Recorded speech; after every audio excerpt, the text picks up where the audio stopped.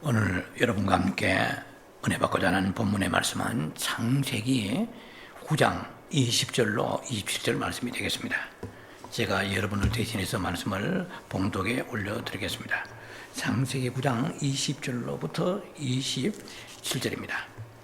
이미 우리가 지난 시간에 은혜 받았던 말씀은 20절로 21절입니다. 노아가 농업을 시작하여 포도나무를 심었더니 포도주를 마시고 취하여는 히브리어로 슈카르입니다. 잔뜩 취하다 뜻이에요. 취하여 그 장막 안에서 벌거벗은지라.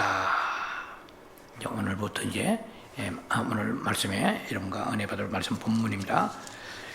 가나안의 아비 함이 그 아비의 하체를 보고는 히브리어로 라아합니다. 라아. 그래 그냥 흘겨보고 대강보다 뜻이 아니고 주목하여 자세히 훑어보다 이런 뜻입니다.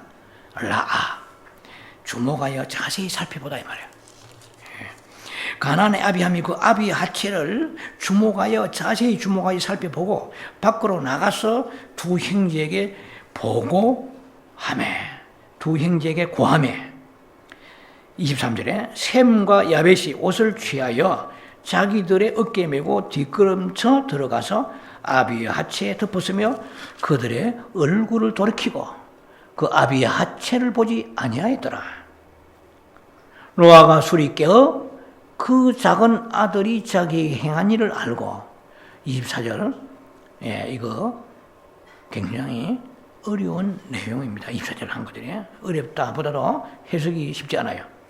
노아가 술이 깨어서 그 작은 아들이 자기 행한 일을 어떻게 알았을까요?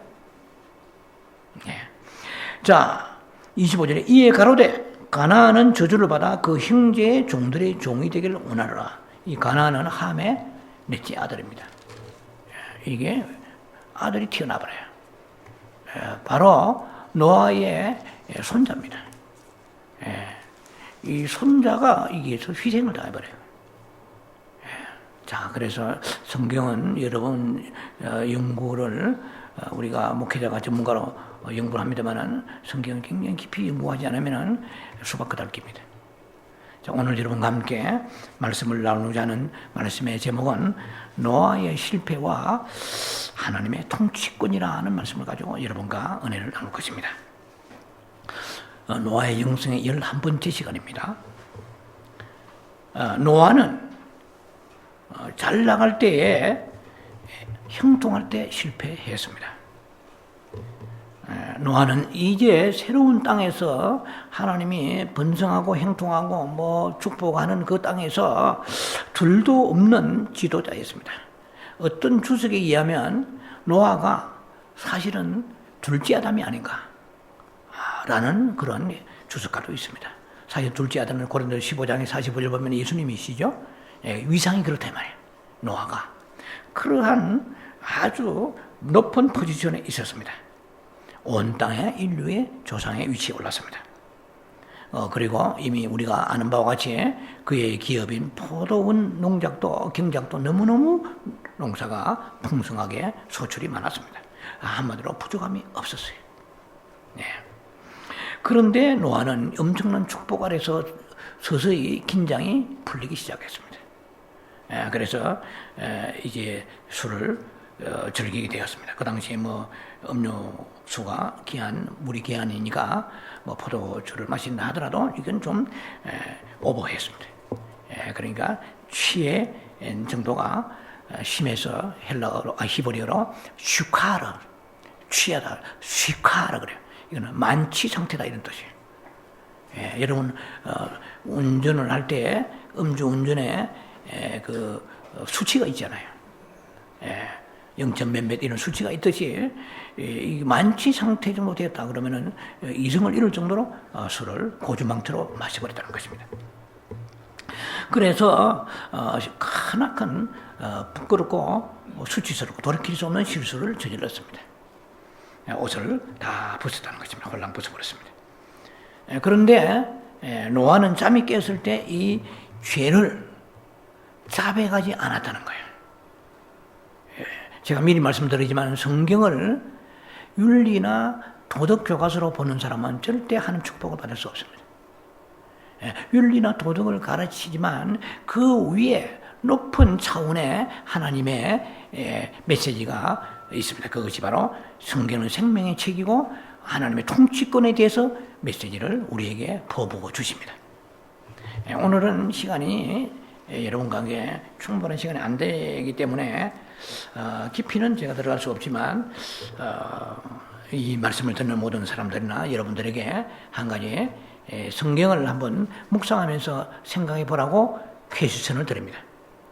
창세기 9장에 24절에 노아가 술이 깨어서 그 작은 아들이 자기의 행한 일을 알았다. 궁금하잖아요. 저는 많은 주석을 갖고 있지 않지만 제가 가지고 있는 주석들을 이렇게 한번 몇 건을 훑어볼라 치면 이걸 언급한 데는 하나도 없어요. 이 김 목사는 평범한 목회자입니다만은 제가 주석을 쓴다면 이런 걸 좀 터치했으면 싶어요. 노아가 어떻게 알았을까? 정확하게 아는 사람 아무도 없어요. 주석도 마찬가지입니다. 어떤 주석도 이거는 절대적이다 하는 데는 아무도 없어요. 그렇다 하는 자기의 논리를 전개할 뿐이에요. 왜냐하면 다 여러 가지 이설들이 많으니까, 주장들이 많아, 학자들에 따라서. 여기에는 호프만이라는 이런 주석가는 이게 어떤 성적 수치심을 느낄 수 있도록 하지 않았을까. 노아가 일단 이것만 생각해 보세요. 제가 깊이는 제가 주석가 아니기 때문에 노아가 술이 깨었을 때에 술이 고주망태가 취해서 꽁들의 망들에 취한 사람이 깨우고 난 뒤에 함이 자기의 부선 하체를 보았는지 한번 어떻게 알까요? 그거 알 수 없잖아요. 제가 이제 성경을 여러분 접근하는 치밀하게 접근하는 하나의 그 방법론을 여러분이 제시합니다. 제가 지금 해석이 절대적인 건 아니에요. 방법론. 이러한 성경에 대해서 그 데살로니가 그 교인들과 같이 그 성경을 아주 그냥 신사적이고 깊이 상고했다고 그랬잖아요. 그러니까 어떻게 알았을까? 몰랐죠. 그런데 무슨 표적이 있을 거 아니에요. 내가 술이 깨고 난 뒤에 표적이 있을 거야. 자기 몸에 뭔가. 제가 좀 절대적인 해석을 할 필요는 없지만 하나의 제시하는 거예요. 방법이에요. 그러면 너 어떻게 알았을까? 표시가 있을 것이다. 그러면 호프만 같은 주석가는 동성애적인 어떤 것을 언급하고 있습니다.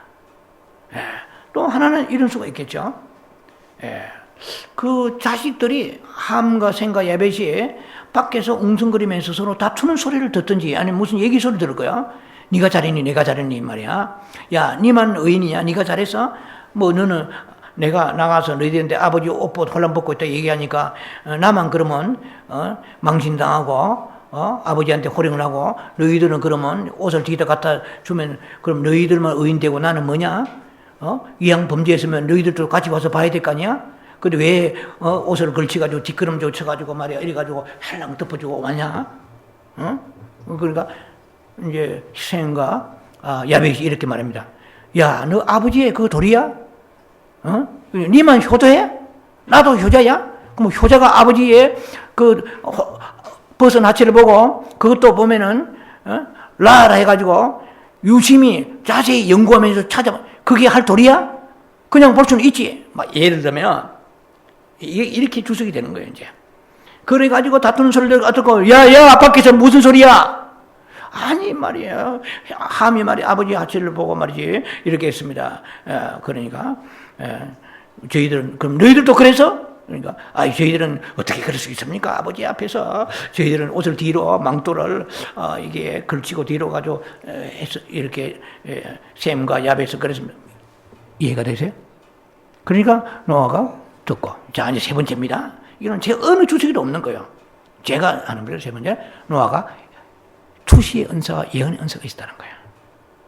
그러니까 노아가 딱 이거 딱 보니까 기도한 주여 아버지 옷이 덮여 있는데 내가 옷을 분명히 내가 옷을 입고 있었고 그리고 지금도 입고 있는데 기도하는 중에 이 옷을 내가 벗었는데 셈과 야벳이 입혀줬구나. 왜 노아는 셈과 함과 야벳에 대한 미래를 예언해 버렸습니다. 그대로 이루어졌어요. 자, 이 정도로 하고 이제 들어갑니다. 성경의 하나의 접근 방법론을 치밀하게 연구하면 이렇게 접근이 되는 거예요. 예. 자, 그래서 우리가 생각할 때 이렇습니다.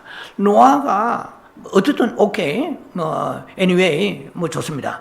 그러면 자기가 소리 깨고 난 뒤에 그럼 그것을 알았다 이 말이에요. 알았으면 함이 자기의 옷을 벌거벗은 걸 보고 그 형제들 가서 서로 수치를 아버지 수치를 드러내다. 그렇다면은 뭐 해야 되겠어요? 회개하고 자복이 될 거 아닙니까? 아버지, 내가 믿음의 조상으로서 이거 정말 채통이 말이 아닙니다. 정말 내 위치를 다 상실했습니다. 하나님 용서하시고, 그리고 형제를 불러가지고, 내가 내 평생에 없던, 너희도 알다시피 내가 이렇게까지 하더냐. 평소에 술을 홀짝홀짝 마시지만은 내가 과음해가지고, 내가 기도가 부족했고, 질제가 부족했다. 자, 너희들 이해해라. 앞으로 다시는 이런 일이 없을까? 이렇게 해야 돼요, 안 돼요? 네. 그런데 성경은 오늘 여러분과 얘기 나누는 건 굉장히 중요한 것입니다. 왜냐하면 성경은 그런 윤리와 도덕을 가르치는 책이 아닙니다. 윤리와 도덕도 필요합니다.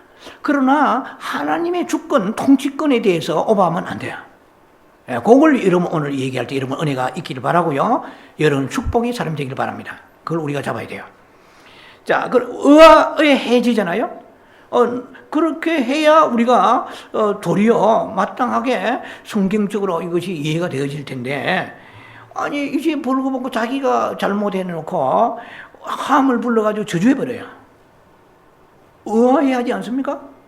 이해가 잘 안 되잖아요. 또 뿐만 아니라 두 아들 셈과 야벳, 셈은 이스라엘의 후손입니다. 이스라엘 족속의 조상이 되었죠. 자, 셈과 야벳은 이제 자기를 가려준 사람을 축복하고 허물을 노출시킨 아들 함, 이것은 저주했단 말이에요. 자, 이것이 우리가 성경에서 이해가 어려운 부분입니다. 그냥 넘어가면 안 돼요. 자, 우선 여러분들에게 한번 제시합니다. 영적으로 볼 때 이 노아는 굉장히 기도하는 사람 의인입니다. 이 노아가 자기의 잘못, 이 실수, 허물, 이것을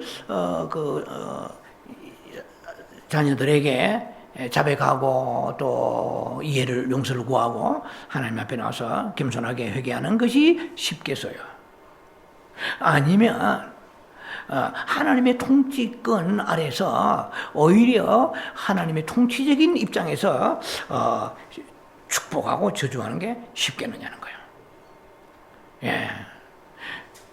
회개하고 노아의 입장에서 회개하고 자복하기가 더 쉽습니다. 노아의 입장뿐만 아니라 모든 사람이 다 그럴 거예요. 회개하고 미안하다, 수치스러운 일을 했으니까 이만한 의인이 그 정도 겸손하게 말하는 것은 굉장히 쉽습니다. 어렵지 않습니다. 자, 노아는 가장이고 영적 지도자입니다.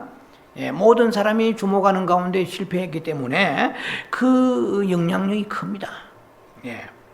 자, 그래서 노아는 겸손해서 죄를 자백하면서 우리가 만족이 되죠. 그렇지. 노아도 뭐 회개했고, 우리도 잘못 허물이 있으면은 자백하고 해지라고 하면은 성경은 여기서 끝나버리면은, 더 이상 우리가 성경에서 하나님의 주권과 통치권에 대한 얘기는 상실되고 마는 것입니다. 제가 얘기하는 포커스를 여러분이 잘 잡으시기 바랍니다. 자, 이 노아는 하나님께서 지도자로 세우셨습니다. 그래서 노아는 양심의 가책에 따라서 행동한 게 아닙니다. 양심의 가책에 따라서 자기의 그 모든 거취를 이게 행동을 나타낸 게 아니고 하나님의 통치에 따라서 말했습니다.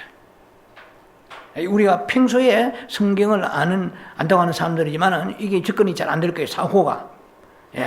자, 아까 말씀드린 것처럼 둘 중에 뭐가 더 쉽겠느냐는 거예요. 바꿔 말해 뭐가 더 어렵겠느냐는 거예요. 아니 자기가 실수하고 자기가 그 추태를 부린 입장에서 누가 말하면 꼴에 주제에 이 말입니다. 그 처지에 이 말이에요. 그 처지에 축복을 하다니? 아니 자기 자신도 실수해놓고 저주하다니? 그게 쉽느냐 어렵느냐 이 말이야. 더 어렵다 이 말이야. 아버지 잘못했습니다. 뭐하라, 내가 실수했다. 이거 쉽다 이 말이에요. 예. 그러면 노아라는 사람을 우리가 잘 이해를 해야 됩니다. 이 사람은 자기가 실수한 것을 합리화시키고, 그게 뭐 양심이 마비되어서 정당화시키고, 얼굴에 후한무치하고 철면피가 되어서 철판을 수십 개월 깔았던 그런 사람이고 위선자고, no, 정말 그렇지 않습니다. 우리는 그렇게 이면에 드러나지 않은 그런 노아의 내면을 우리가 잘 모릅니다만은, 노아는 일단은 당시에 어려운 자입니다. 이 기본 도덕, 이거는요, 그냥 발바닥입니다. 이건 몰라서 그런 게 아니에요.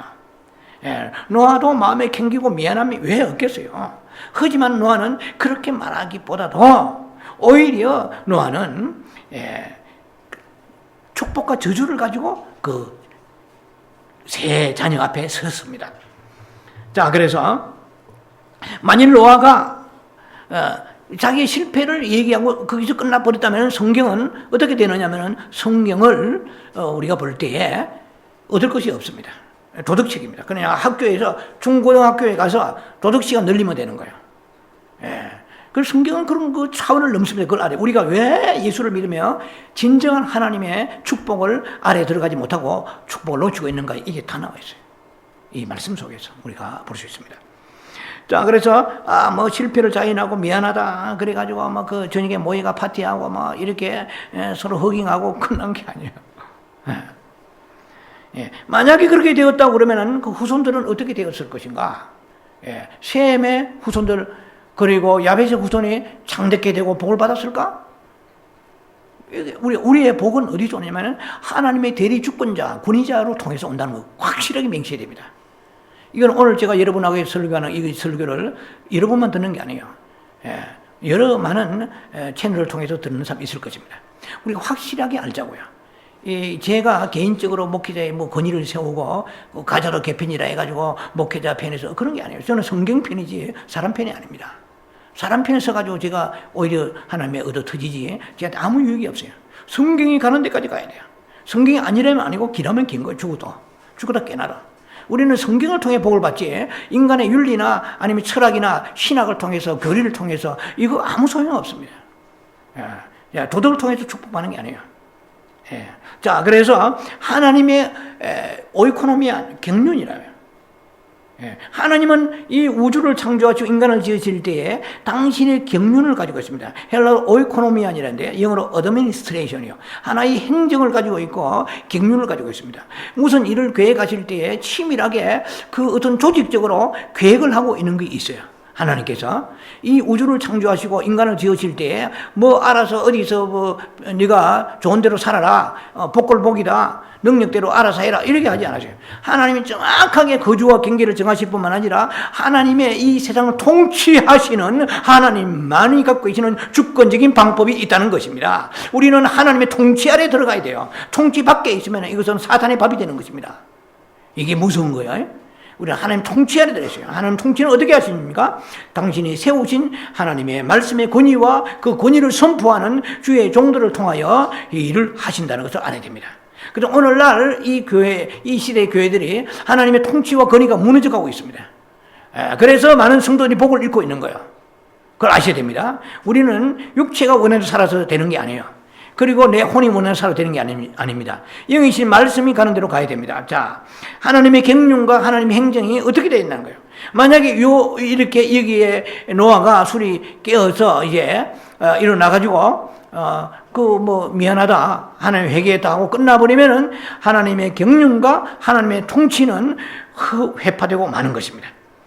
노아가 도덕적으로 실수를 자백하는 거, 올바릅니다. 올바르지만은 그것으로 끝나면 안 돼요. 그것으로 끝났다면 이 땅 위에서 하나님의 통치가 회파되었다는 거야. 자, 그래서 노아 외에는 감히 이런 현상이 있을 때에 누가 참 대단한 사람이요. 영적 배짱이. 제가 말한 영적 배짱입니다. 똥 배짱이 아니고 영적 배짱입니다. 대단한 사람이요. 실수 자기 알아. 왜 모르겠어요. 이 의인인데. 성경은 그걸 가지고 극히 춥니다. 베이직입니다. 그런데 그 입장에서 불러가지고 자녀들한테 너는 가나안의 종이 될지어다. 네 아빠, 네 아들이 가나안이지 넷째 아들? 이것도 해석이만, 이거는 시간 없으니까 제가 왜 자녀를 불렀는가, 해석이 한 5가지로 6가지 나와 있습니다. 여러분 그것도 알아서 생각하시고요. 일단은 하나님이 이 축복은 후손들이 받아야 돼요. 대단한 부산 동맹목재, 제가 고등학교 다닐 때, 부산에 고등학교 다닐 때, 동맹목재 같은 동자만 들어가도 우리가 후들후들해. 어떻게 그리 부자가 되는가? 그 집에 식모만 해도 감사하겠구나. 그 집 앞에서 빗자루만 썰어도 청소만 돼도 다 망해버렸습니다. 혹시 그 후손들이 지금 존재하고 있는지 살아있는지 몰라도 부산 동맹목재만에 우리나라 지금 삼성 아니면 현대 이런 거 비교도 안 됐어요. 그 정도로 재벌의 가문입니다. 그러나 5.16 군사혁명 일어나고 정계가 바뀌고 정계해가지고 지금은 제가 볼 때는 아마 그 잔재도 없어진 것 같아요.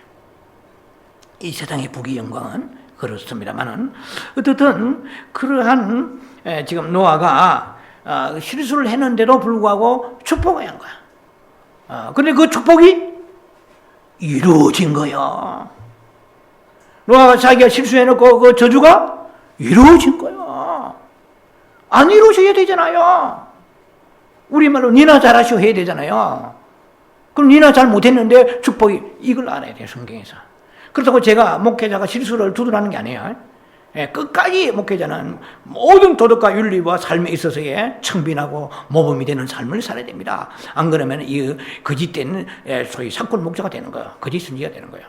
행함이 없는 믿음은 죽은 믿음이잖아요. 자, 그런 것은 기본이고, 우리가 하나님을 노아가 대표한다는 그러한 통치의식, 대리자로서의 권위자의 대리자로서의 그 의식이 노아는 확실한 사람입니다. 누가 노아 외에 이런 일을 해낼 수 있겠느냐는 것입니다. 아무도 노아 외에는 이런 일을 해낼 수가 없다고 봅니다. 실패한 노아가 통치적으로 말함으로써 하나님을 대표한다? 저 같아도 힘들어요. 저도 저희 이름 배짱 가지고 가는 택도 없어요. 그 노아는 했어요. 그 당시에 김 목사 노아 둘이 누워가지고 그런 일이 있었다. 그러면 저는 미안하다 해가지고 끝날 거예요. 노아는 그렇지 않아요. 이 세월 많은 지도자, 통치권을 아는 사람이에요.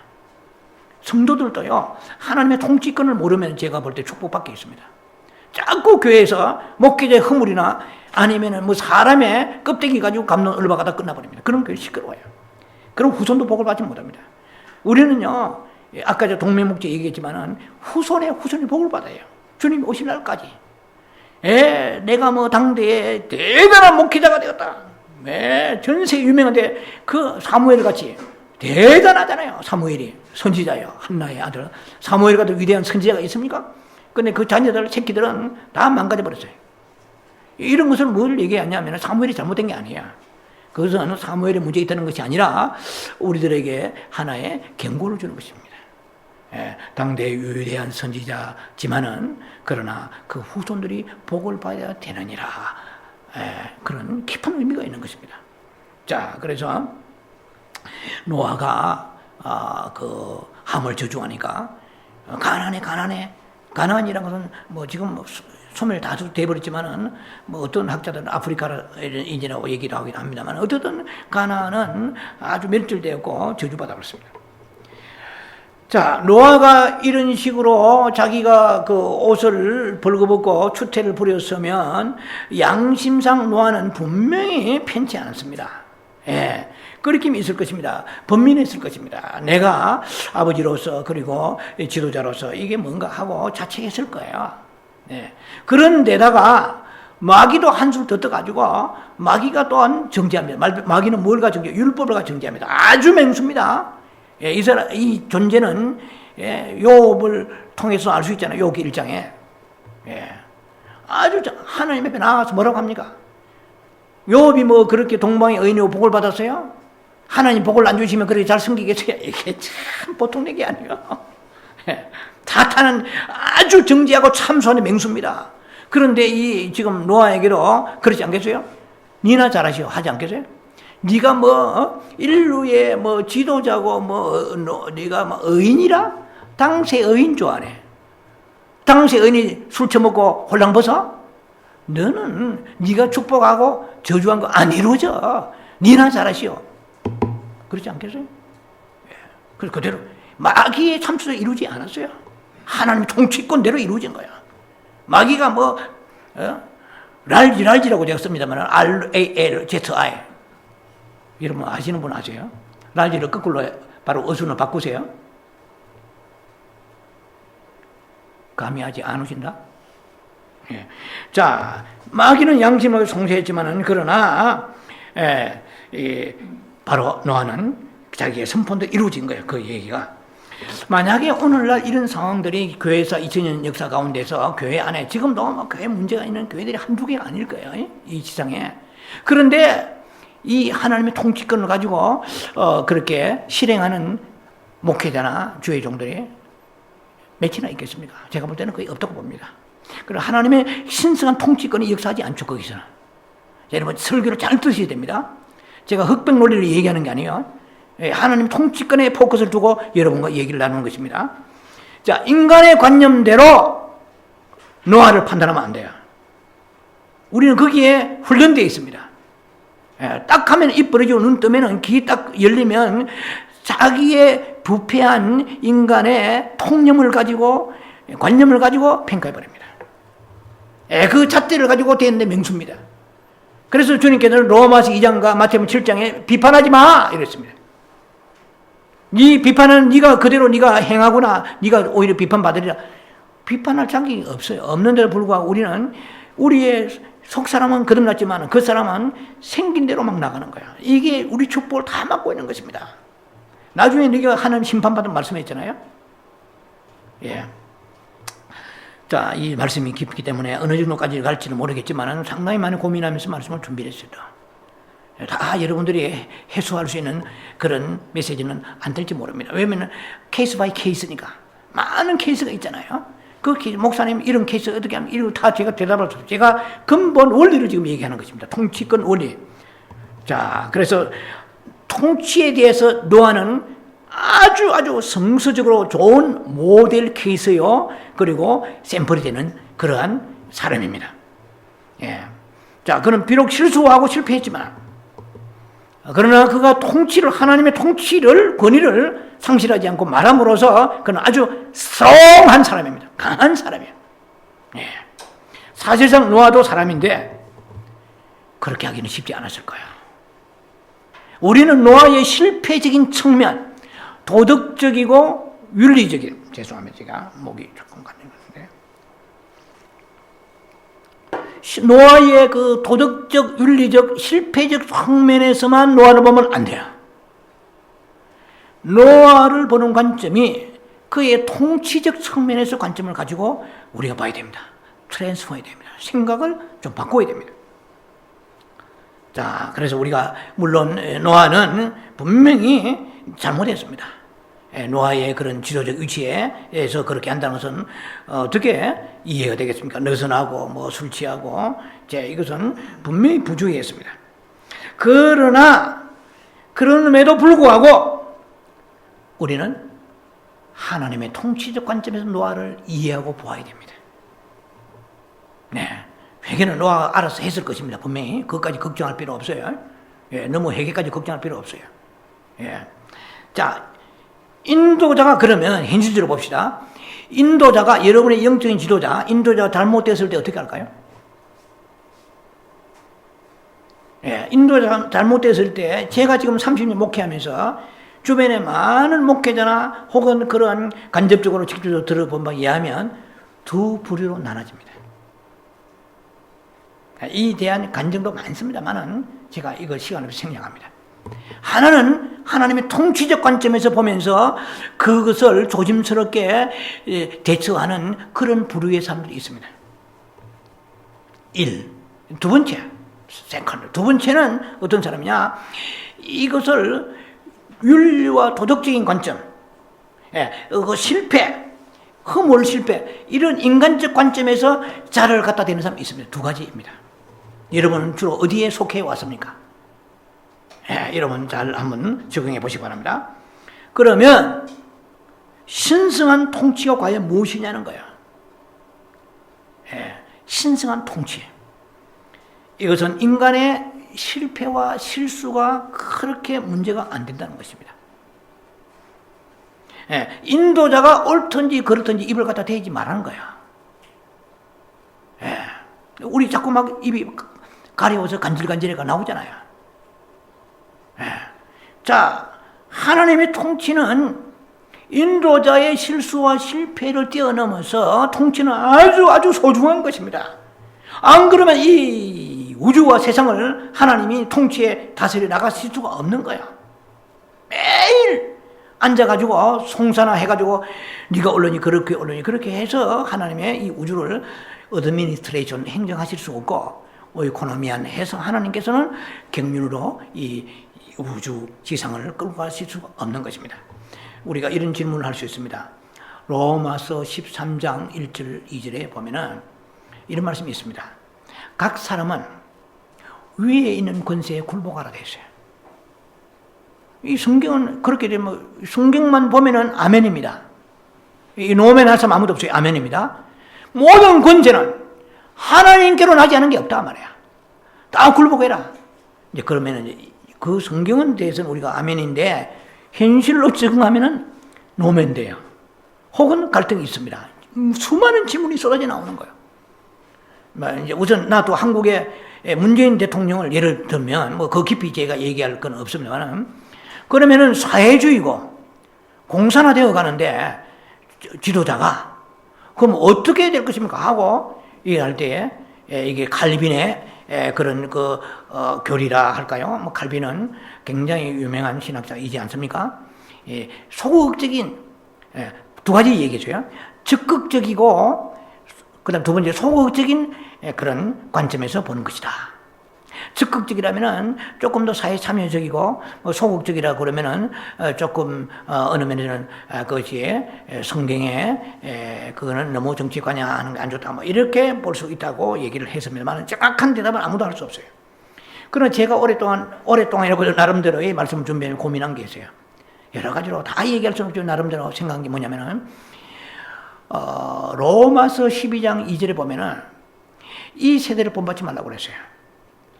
너희가 마음에 배라를 받아 이 세대를 본받지 말고 하나님의 선하시고 이랬어요. 하나님의 거룩하시고 선하신 하나님의 그 뜻을 잘 분별하라고 그랬거든요. 그러면 우리가 민주주의, 데모크라시라는 민주주의는 어디서 나오냐면 성경에서 나온 것입니다. 우리가 성경에서 위배되는 그러한 정치를 한다든지 위배되는 지도자가 있을 때는 하나님을 대적하는 거예요. 우리는 교만한 사람은 우리도 교만한 사람을 같이 미워해라고 성경 말씀하십니다. 교만한 사랑하는 거 성경 거기 없어요.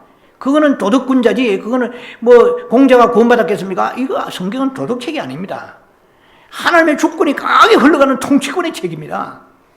자, 그래서 그러면 그러한 경우에는 어떻게 자, 뭐 제가 뭐 전문가는 아니지만은 이게 성경에 흐른 것은 뭡니까? 개인의 그 축복을 향할 수 있는 그 축복의 행복의 추구권이 있잖아요. 그리고 모든 자유가 있습니다. 표현의 자유라든지 뭐 종교의 자유, 거주 이전의 자유라든지 뭐 여러 가지 많은 자유, 우리 자율권이 있고 자유가 있습니다. 하나님이 우리에게 예수를 믿든지 안 믿든지 그것까지 자유권을 주셨잖아요. 자유의지를. 그런 것을 박탈해가지고 획일적으로 사람을 포박하고 결박할 때 이는 공산주의 사상이지 사탄의 사상이지 하나님이 나온 사상이 아니거든요. 그럼 분연히 일어나서 항거하고 표현해야 됩니다. 우리는 표현의 자유가 있죠. 예를 들면 여러분들이 이런 문제를 가지고 한국에서는 지금 좌파우파 해가지고 교회 안에 좌파우파 있어요 지금. 이거는 제가 볼 때 잘못된 것입니다. 이건 뭐냐면 성경적으로 볼 때 좌파우파가 아니고 우리 성경파가 되죠. 오직 예수님의 당시에 뭐 아볼로파니 무슨 바울파니 이런 막 파들이 많았지만은 우리는 오직 뭡니까? 예수파여야 됩니다. 성경적으로 볼 때에 하나님께서 선하신 하나님이 이 선한 일이 아니잖아. 예를 들면은 공산주의 사상은 이거는 막스 레닌 이거는 완전히 이것은 사람을 획일화시켜 가지고 이 개, 돼지, 동물처럼 취급하여서 개인의 자유와 행복의 추구권을 상실해 버리고 이건 기본이 사회주의에 대한 깊은 이념 이런 거 몰라도 기본이 성서와 배치된단 말이야. 그러면 어떻게 되느냐?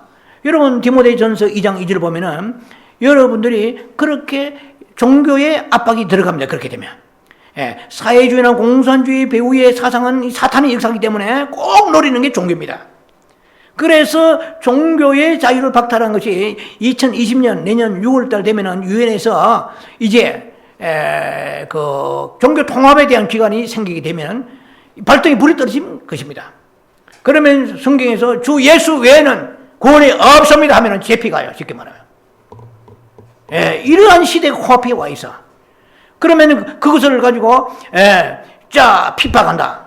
정치가 이제는 처음에는 용두사미로 시작하는 것 같으면 아니에요. 가면 갈수록 더 사탄의 위용이 드러나기 시작합니다. 목적이 이 사회주의 공산주의 사상의 그 목적은 사탄의 목적은 결국은 하나님 나라를 회파하는 것입니다. 드러난 것들은 그것은 제가 볼 때는 물 위에 수면에 떠 있는 빙산의 일각에 불과한 것입니다. 어쨌든 간에 이런 것은 우리가 잘 구별해 가지고 하나님 보실 때에 합당한 길로 가야 되는데 그렇지 않으면 우리는 의연히 항거해야 됩니다. 예를 들면 바로 왕이 나쁜 악한 정치했잖아요. 하나님이 다 엑소더스에서 출애굽 시키시잖아요. 누가복음 3장이죠. 세례 요한이 오늘 이래까지 깊이는 못 들어갑니다. 시간이 가야 될 게 많기 때문에 세례 요한이 선지자잖아요. 헤롯이 자기의 동생의 부인이 누굽니까? 헤로디아거든요. 자기 동생의 부인하고 엄탄한 방탕에 빠져버렸어요. 그 세례 요한이 자기 직접적인 일입니까? 아닙니까? 아니잖아요. 자기는 광야에 털옷이나 입고 다니면서 석청이나 먹고 다니면서 예수님 오신다, 그분이 오신다, 나는 길을 팽창케 하시는 복음만 전하면 되지. 거기 왜 간섭해가지고 세례 요한이 책망해가지고 목이 자라나 버렸잖아요. 그러면 이 세례 요한이 지금 사건 목자 잘못됐으면 아주 간단한 예하나면 예를 들면 그리고 거기 성경 자세히 보면은 세리들 불러요. 야 불러가 너 돈 떼먹지 마. 군병도 불러가지고 너희야 군대에서 받는 월급으로 좋게 왜 강팍하고 완악해. 이거 정치에 간섭하고 군대 간섭하고 막 쉽게 말하면 오늘날 국방부까지 간섭한 거예요. 그리고 막 재무부까지 간섭한 거야. 세례 요한이. 지 일이나 복음이나 전하지. 그렇지 않잖아요. 예를 들면 그래 목이 잘라버렸어요. 그래서 성경에 그런 것은 우리에게 뭐냐면은 불의의 한가한 모습을 보여주시는 거거든요. 그러면 중요한 게 오늘 그것만 더 끝난 게 아니라 한국이나 전 세계의 다른 나라 잘 모르지만 이런 일들이 왜 일어났느냐는 거야. 대통령이 악하고 물론 그렇지만 가장 근본 문제는 디모데전서 2장 2절로 가야 됩니다. 1절로 2절입니다. 너희가 기도하냐? 예수 믿는 사람 물어보세요. 기도도 별로 안 하면서 다 기도한다고 그래요. 졸고 앉았으면서 기도하고요. 병아리 물 찍어 먹듯이 가끔 가다가 어쩌다 급하면 주여 하고 몇 가지 문제. 기도는요, 첫째로 권하노니 뭐랬습니까? 너희는 임금들과, 그래요. 성경을 보시면 자세히 있으면 다 제가 거론하지 않도록 보세요. 디모데전서 2장 1절로 2절, 3절까지입니다. 쭉 보면. 너희는 기도와 간구와 도구를 하고 감사하라. 네 가지입니다. 하되, 특히, 첫째로, 너희 교회와 가정과 자녀 위해서 기도가? No. 성교 위해서 no. 성경 그렇지 않습니다. 각 사람이 임금들과 이랬어요. 임금들과 그리고 위에 권세 있는 자를 위해 기도하라. 만약에 그렇게 너희가 기도하지 않으면 무슨 일이 생기냐면은 너희가 경건한 생활 못한다 이 말이야. 예배 생활 안 돼. 아니면 진짜 이 공산화되기 시작해가지고 한국이 말이야. 이 신앙의 자유가 박탈당하고, 그래서 여러 가지 동성애나 문제들이 생겨가지고 동성애는 성경에서 유배됩니다 하면은 제피가 난 거. 그러면은 여러분 예배 생활 담임 목사가 감옥에 있는데 예배 되겠어요? 성도 맺이 모여가지고 안 돼. 경건 생활 안 되는 거야. 그래서 왜 안 되냐? 너희가 임금을 위해 기도하잖아요. 한국 임금은 문재인이잖아요. 임금을 위해서 기도해서 그 정도 기도 안 돼. 빡세게 기도해야. 그리고 위에 있는 그러니까 국회의원들 지금 여당들에서부터 있잖아. 뭡니까? 민주당입니까? 예, 이제 민주당이죠. 야당도 마찬가지죠. 야당도 사쿠라도 있을 거 아닙니까? 야당이 다 좋은 건 아니잖아요. 여당 하여튼 위에 있는 권세에 있는 사람들, 도지사에서부터 군수까지, 심지어 통장이장까지 위에 있는 사람들 위에서 기도해라.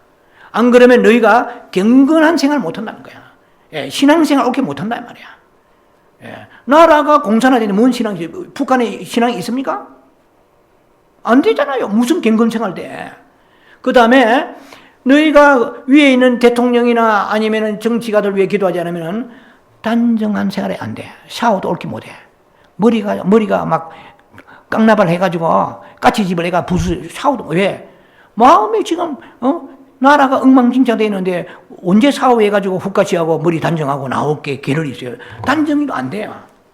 그냥 막 사람들이 모습이 외모도 단정하지 못하고 그다음에 너희가 고요하고 이랬어요.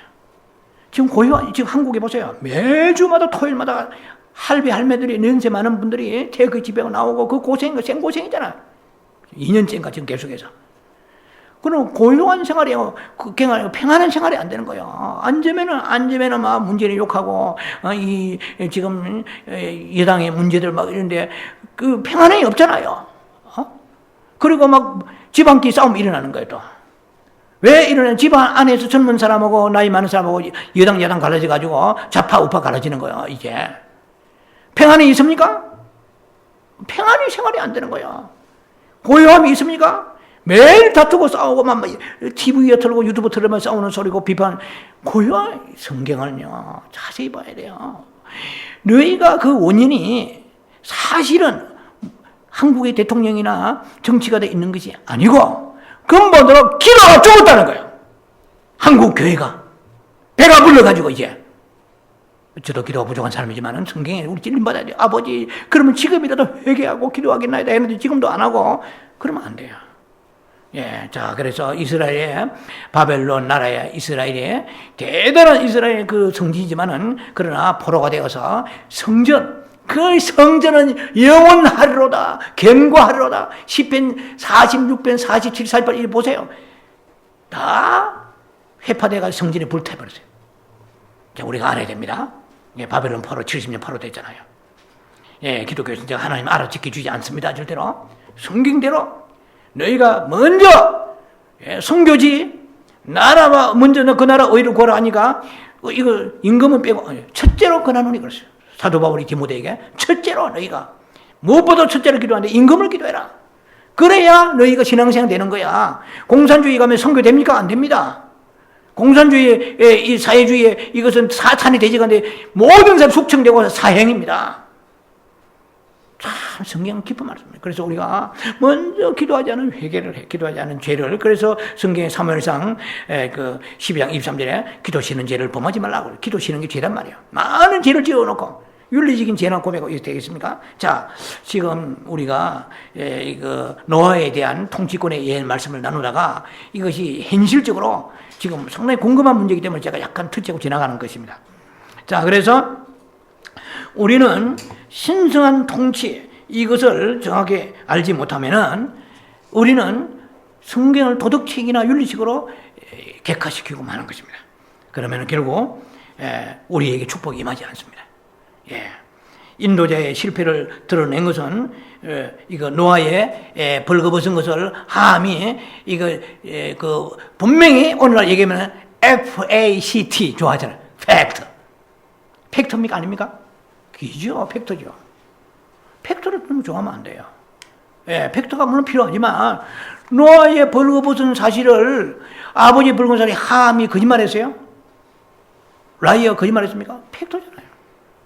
예, 그러나 하나님의 통치권을 무시했기 때문에 노아가 그 함을 저주해버리니까 저주받아 버렸잖아요. 후손들이 대대로.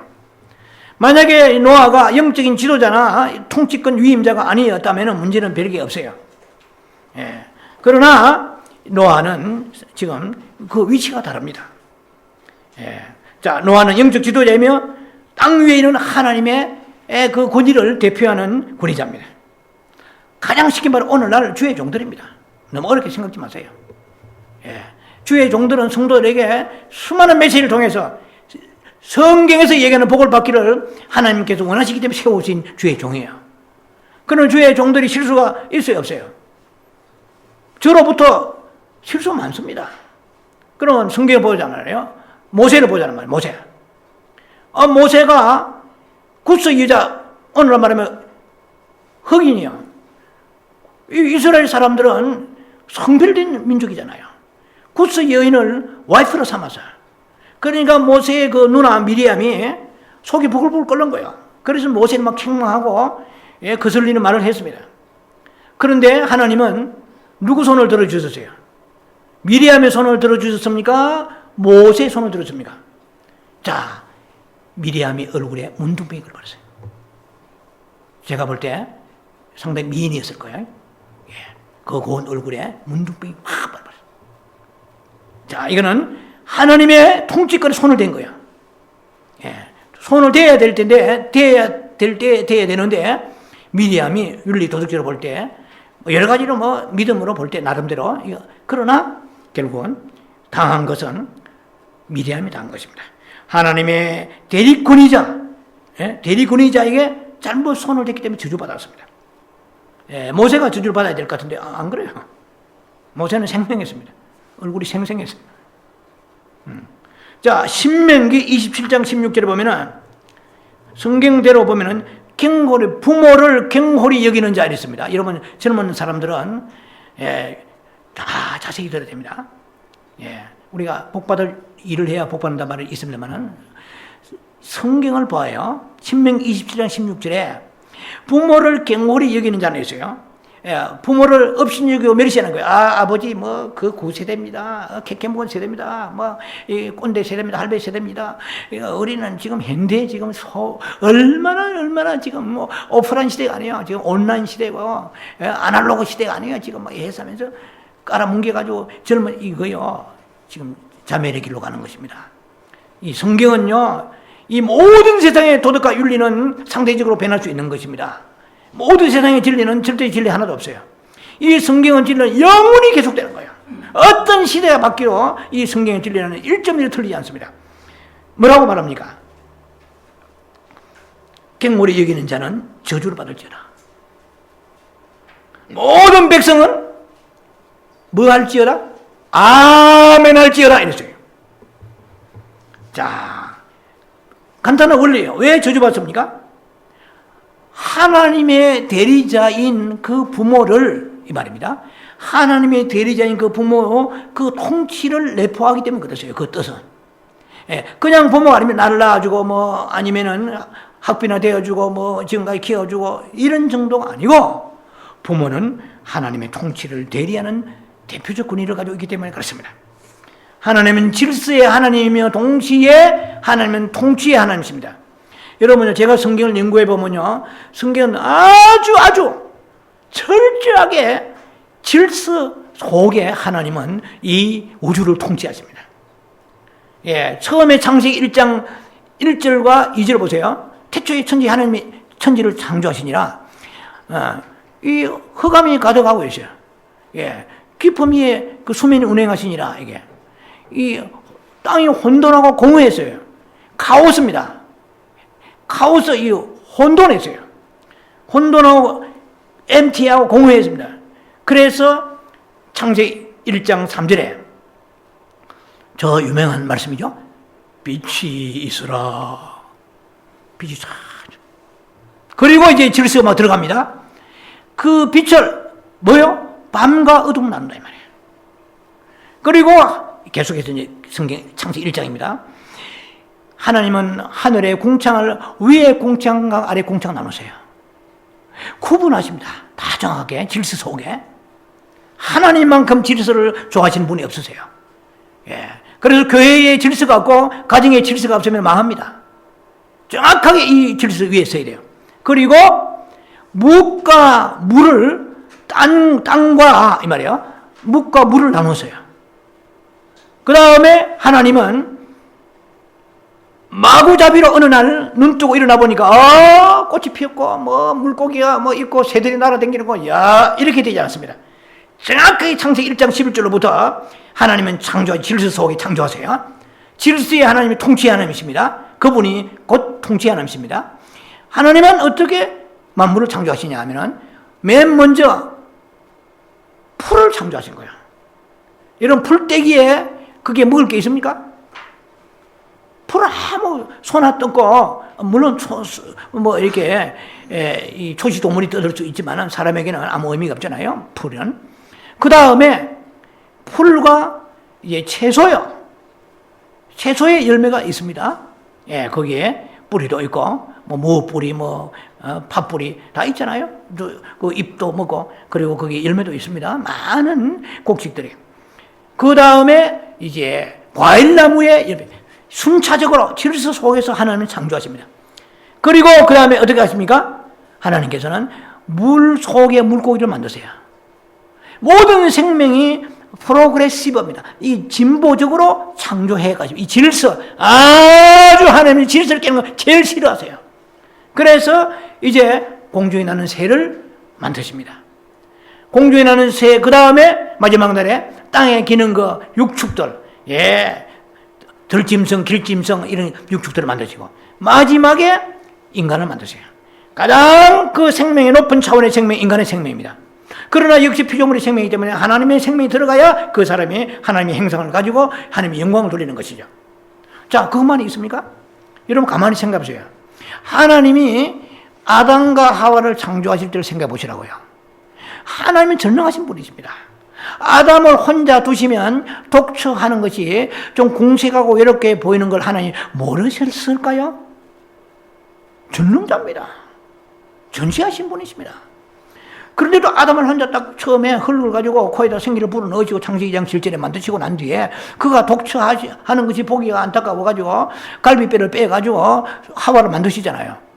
동시에 와다닥 하고 어라차차 해가지고 아담과 하와를 동시에 탁 해가지고 만드신 게 아니에요. 질서를 탁 가지십니다. 아무리 똑똑한 영국의 대처 여상이고 뭐 소천지 중천지 모르겠는데요. 남편 존경합니다. 수상이라다. 자, 그래서 되려면 그 교회가 되려면 질서 속에 운행돼야 돼요. 그 가정이 되려면 질서가 있어야 돼요. 영적인 질서, 이거는 김 목사가 정한 게 아니에요. 제가 남자 목사라 그런 게 아니라 이거 성경에서 얘기하는 겁니다. 아담을 만드시고 그 다음에 거기에 갈비뼈를 취하여서 여자를 만드신 것입니다. 철저하게 하나님은 질서를 사랑하시는 분이세요. 자, 여러분 질서라고 할 때 영어로 코스모스를 아시죠? 이 코스모스라는 건 질서이며 혹은 우주를 뜻합니다. 하나님의 전 우주를 어떠한 그 하나님의 원리대로 운행하시면 질서 속에 운행하십니다. 예, 해와 달과 별 한번 보세요. 뭐 수많은 학자들이 뭐 서로 행성들이 박치기 해가지고 부사진다 하지만은 큰 사람들이 괜히 걱정하는 거예요. 예, 중국의 기후와 같은 거예요. 하늘이 무너질까 싶어 걷질 못했어요. 이 사람은. 예, 그래서 판발만 떼면 무너질까 싶어 살 서는 거예요. 땅이 무너지고 하늘이 꺼져버려. 자, 하나님은 질서 속에 운행하십니다. 안 바치니까 걱정할 필요 하나도 없어요. 괜히 그런 걱정하려고 그러면 기도 좀 더 하시고 점도 하셔야 돼요. 하나님은 이 우주를 운행하시는데 코스모폴리탄, 세계적이고 유니버스, 이것은 우주적입니다. 근데 그것이 원래 의미가 코스모스 질서란 뜻이에요. 질서 속에서 운행하시면 별 하나, 너 꼼짝 마, 네가 좀 빛난다고 앞서 안 돼. 너는 지금 이별 다음에 돌아야 돼. 예를 들면 뭐예요? 운행의 원리. 하나님이 이게 전 우주를 질서 속에서 운행하신다는 것입니다. 이건 통치와 관계에 있다는 것입니다.